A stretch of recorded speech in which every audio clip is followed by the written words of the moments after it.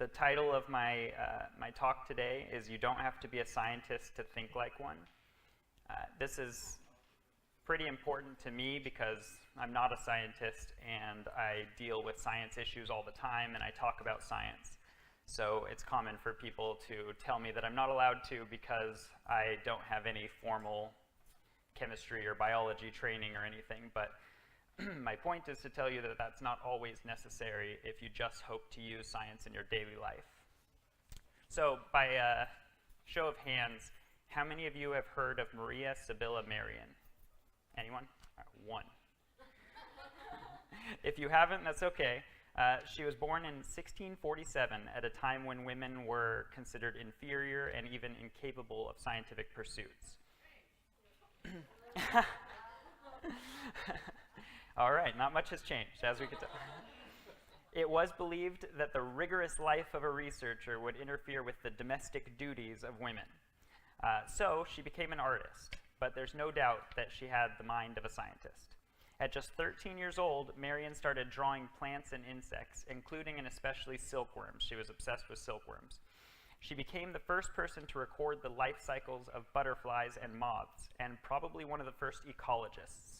She didn't have any formal scientific training, but she did have curiosity and passion, and her work still influences scientists today. You can still find her pictures in textbooks. They're really beautiful, as you can see.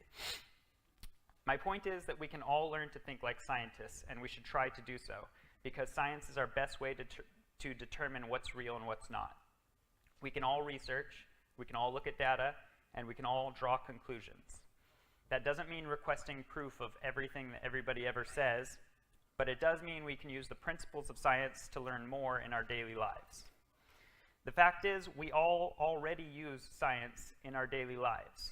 Whether you're cooking or whether you're a mechanic or whatever you do, you're always interacting with the scientific method. I just think people should make an effort to do it more often and more consciously. We've been using science every day since we were babies. These are the basic steps of the scientific method.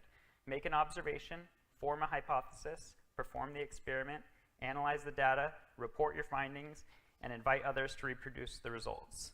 And this is how a child would do it. I'm not a scientist. My only college degrees are in English and religious studies, ironically. But I do have a few things needed to do science. I have curiosity, I have a knowledge of the scientific method, and I have a passion for the truth. 6 years ago, I used those qualities to embark on an adventure. I decided to look beyond the religions I had studied for years to investigate all myths and all superstitions, because I saw that common link. Why else did I do that? Number one, all false claims have the potential to cause harm. I know, I'm telling you something you don't already know. Whether you believe in Jesus, homeopathy, or the power of a lucky rabbit's foot, you are forced to act based on false information, and that can in itself be dangerous. Some false beliefs cause more harm than others, of course, but they are all based on a failure to think critically, and that's never good. Secondly, studies show belief in religions is waning. It's going down, while belief in non-religious supernatural ideas is growing over time. More people believe in ghosts and Bigfoot and Loch Ness Monster, even as Christianity loses ground to the nuns who don't associate with any faith. I'm looking at all you.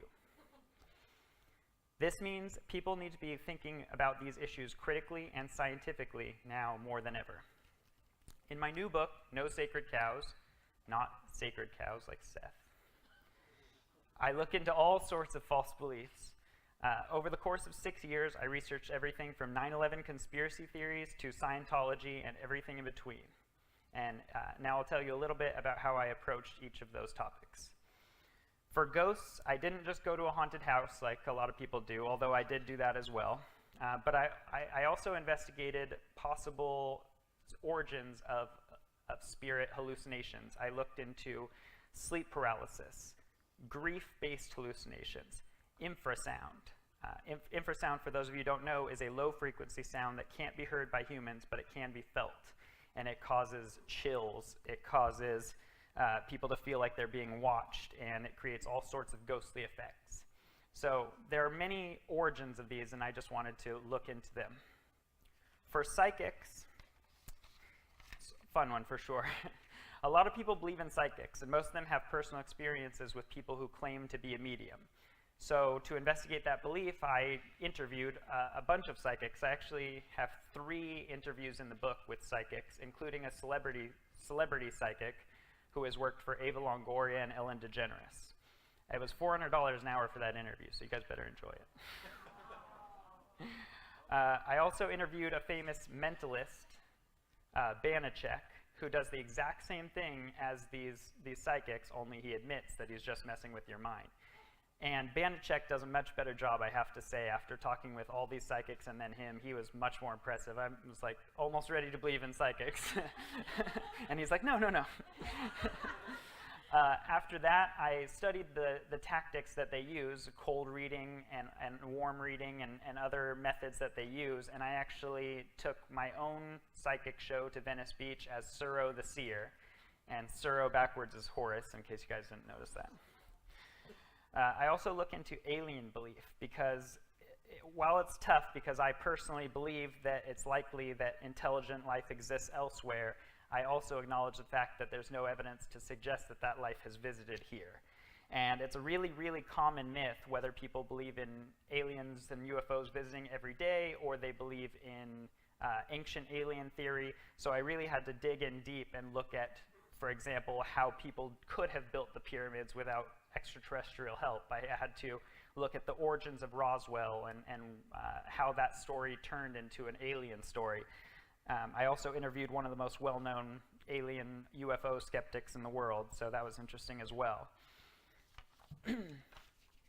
For faith healing, this is probably the one I'm most passionate about in the book because faith healing causes a number of deaths, like more than any of these other beliefs that I looked at. People who are convinced faith healing works will be less likely to try real medicine, and they often die as a result. I studied the placebo effect and how it's utilized by those who sell false cures, and showed how exorcisms, homeopathy, and traditional faith healing are all part of the same beast. I also reflected on my own experiences with chiropractors and acupuncture, and interviewed a member of the Church of Christ Scientist, and she believes, and they believe, that you can heal any malady with prayer, including death. You can resurrect people with prayer according to their belief. And she told me, you'll read in the book, she told me a personal story about her. I said, well, have you ever seen anyone be resurrected through prayer? Well, my sister's friend was resurrected, but I wasn't there. But I knew she had died, and then I saw her, so, oh, okay. So these are just a few of the things I talk about in the book. I really try to get a wide range of false beliefs in there. But it does show you in general the types of issues that I deal with. And so if you want to know more, you can ask me now or come talk to me when I'm signing books out there. So thank you all.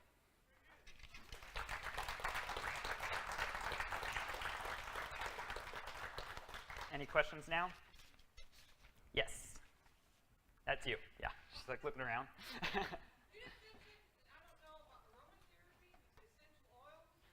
I definitely talk about essential oils. The problem with some of these methods of healing is that there are people who use them for what they're supposed to be used for, like aromatherapy. If you need to relax, that'll work, you know? It'll help you relax. But if you want to cure your cancer, you're going to have to go to a doctor. And the same goes for a lot of these. With acupuncture, I did acupuncture. I have a serious back and neck issue, and I did acupuncture in college. And I felt better while I was in the room. It was very relaxing. There's candles and music and almost like a massage with the needles. And I understand why people think that it works because I felt better. But feeling better is not a cure for anything. And that's what I try to stress in the book. And the same goes for those. Yes?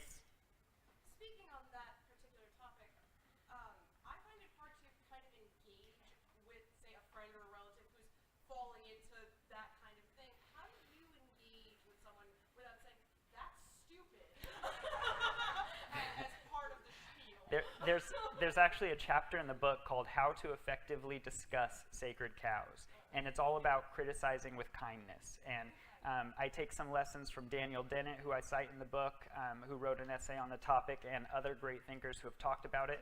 It's always been a specialty of mine, I would think, because people have always told me that I have a way of talking about these issues without insulting the people I'm talking to. And so in the book, I talk about ways to do that, including find common ground. So if you talk to this person who believes in whatever it is, some supernatural or alternative medicine, finding a common ground, like, okay, well, we all want to get to the truth, right? And I mean, some people don't, so maybe that won't be your common ground, but that's a possibility. You can also look for anything. We all want the same thing in some regard, so finding that is a key to criticizing with kindness, but keeping your thoughts filtered is another one. Sometimes you can't say exactly what you're thinking. You have to think about what's going to help them understand more than what you want to get out. It's more about listening, thinking about what your listener needs, you know? Thank you. Yes, sir? Some of them are more obvious, like earwax candling. Yes. Stuff like that. But what about like chiropractic that's more mainstream?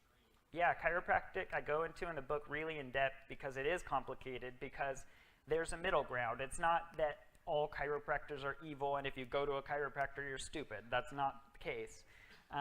But chiropractic began from a magnet healer, a guy who believed that magnets cured cancer. He also believed, he also believed that chiropractic, that back adjustments could cure deafness. If you're deaf and you get your back adjusted, you can hear again. And those beliefs permeate the chiropractic world today. I'm not saying that every chiropractor believes these things, but lots of chiropractors teach that a wide variety of ailments can be cured by back adjustments, by massage, basically. The fact is, through the empirical research that I cite in the book, you can see that chiropractic is no more effective, no more or less effective than getting a massage, than going to a massage therapist in a relaxing room and getting a massage. So overall, I would say there's very little value there, and there have been a number of deaths, especially infants who have been exposed to chiropractors, and I talk about those in the book as well. So yeah, none of these issues are really as black and white as we'd like them to be, but I try to do my best to elaborate on that nuance in the book. Yes? All right, I knew someone was going to ask. I did. Team Jesus, why not? This is irony, and the reason I have a religious studies degree is because I was raised by Christians. My grandparents were fundamentalist Christians, and my parents were Christians. I went to church all the time, and it was one of my favorite pastimes. I always loved going to church and singing the songs and eating candy and learning about fun stories. And when I was about 13, I told my grandma I had something else to do. I was like, I can't go to church today. I got schoolwork I have to catch up on. And she was like, oh, you're going to go to hell. And I was like, hell? I thought these were all just stories that we were learning. I didn't know that anyone really had believed all these things. And then I found out very shortly after that my grandparents believed in a literal Adam and Eve, in a 6,000-year-old earth, that women should be subservient to men because the Bible says so. And instead of being pushed away from religion like a lot of people would be in a situation like that, I kind of went the other direction. I went into more churches. I went to church sometimes 3 or 4 times a week, to different churches. I went to temples. I've gone to before I was 16, I had gone to every religious ceremony that I could think of, just out of pure interest. And when I went to college, I found out that you could actually major in religious studies and learn about comparative religions, what I had been doing since I was 13, basically learning and comparing different religions and their beliefs without taking a theology course, which would be like learning about Christianity from the perspective of Christianity. So I studied religious studies at a secular university at UC Santa Barbara, and I learned about the Christian creation myth right alongside Native American and Hindu creation myths. And so it's a really interesting and fun way to learn about religion. And my past talks have been focused on that and encouraging people to learn more about religions if they can, because, well, if nothing else, know your enemy, so that works. Anyone else? Yes? Are you considering releasing your book in audio? Oh, we're going to have an audiobook, yes. Probably, I think shortly after the book release on August 22nd, it'll come out on audio. Pitchstone Publishing is dealing with that, but they are doing the voiceover for that and everything. Thank you. Yes, sir. So what was the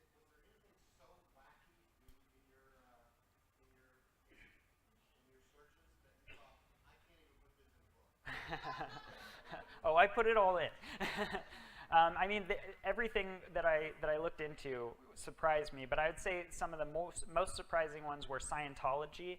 I interviewed the great-grandson of L. Ron Hubbard, and I learned a lot about Scientology and its origins. I also talked to him about his criticisms of Scientology. The great-grandson, he is a comedian and public speaker who speaks out about Scientology, and he has Clearwater police from the Scientology group following him everywhere he goes, and they go to his house, and they go to his parents' house, his girlfriend's house. They're a really, really tight cult, even though they're so big. And then I found out very recently, I live in Lake Arrowhead in Southern California, and I found out that they have an Armageddon compound a couple miles from my house where Tom Cruise and John Travolta have bunkers to survive a nuclear holocaust. And we went around there just to take pictures of the outside, and they were not happy about that. So I would say the Scientology was kind of the most surreal experience, but I mean, meeting somebody who believes you can resurrect people with prayer, and this same woman had an eye disorder that you could fix with surgery that would be easily fixed. And I asked her about it, why she didn't pray about this eye condition, and she said, oh, it hasn't been a priority, it's been here all my life. And I'm like, okay, whatever you say. Jamie DeWolf. Yep. Any other questions? Yes. Yeah. Did you work on the people who study the idea that getting your first year shots can cause autism? Oh, yeah. I talk extensively about the anti-vaxxers. I really delved into that one. I talked to a doctor, a pediatrician, interviewed in the book about that issue specifically. The entire idea that the MMR vaccine can cause autism is based on a study that has been debunked, that has been retracted by a doctor who is not a doctor anymore, by people who have disavowed it, and it's been propagated only by Hollywood elite people who don't understand the topic, like Jenny McCarthy and Jim Carrey. And it's really one of those beliefs that I understand why people think it, because correlation can make people think things that aren't true. And if autism starts to develop around the same time as we typically give these shots, then it's understandable, but people really need to understand that correlation doesn't equal causation, and in the book I talk about that a lot. All right, well, thank you guys very much. Oh yeah, definitely. Homeopathy is in the faith healing chapter, and a lot of people have been confused by that, but it literally is faith healing. You're trying to heal yourself based on nothing, which is the same as faith. And exorcisms are another type of faith healing. So that chapter links a lot of things that people wouldn't think are the same, but they really are. Yes?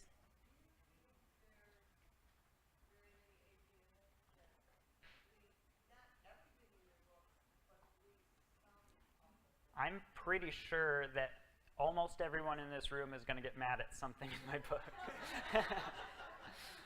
There's a whole chapter on, it's called Blurring the Lines Between Atheism and Skepticism, because in the last 6 years since I started writing this book and embarking on this research, I've run into thousands of atheists, of secular freethinkers, whatever you want to call yourself, who believed in one or more of these other alternative false ideas.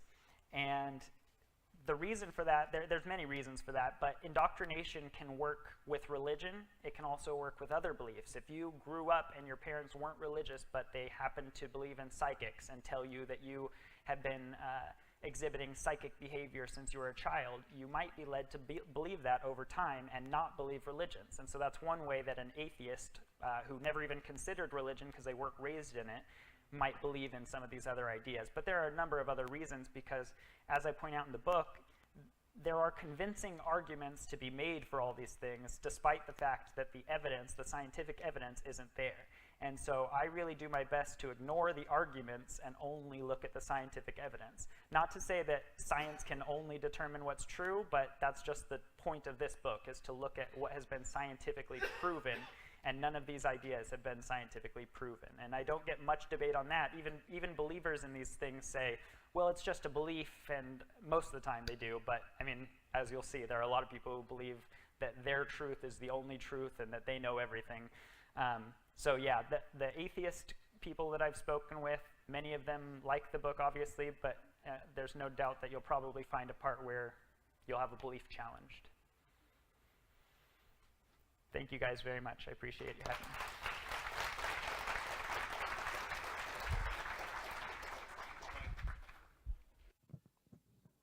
All right, thank you, David. We're going to take a short break and be ready for the